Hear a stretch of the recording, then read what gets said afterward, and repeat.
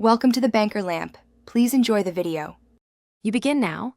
Grind 1/2 cup oats into a fine powder so the mask spreads evenly and exfoliates gently. Once ground, transfer to a bowl and add 1-2 tablespoons of water or milk slowly. You want a paste that holds but spreads. Make sure to add liquids teaspoon by teaspoon. This prevents a runny mix. If you want soothing or enzymatic action, stir in 1 teaspoon honey or plain yogurt. These improve texture and boost hydration while you blend. Once your paste is smooth, you customize it. Add liquid or extra ground oats in small increments to reach the right thickness for your skin type. Make sure to patch test behind your ear or wrist for 5 minutes. This checks sensitivity to additions like honey or yogurt. When you apply, use clean hands and spread a thin, even layer.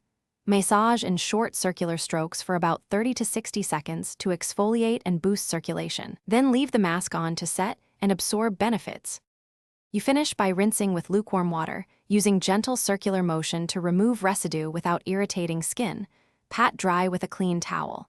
Once done, apply a lightweight moisturizer or serum to seal hydration.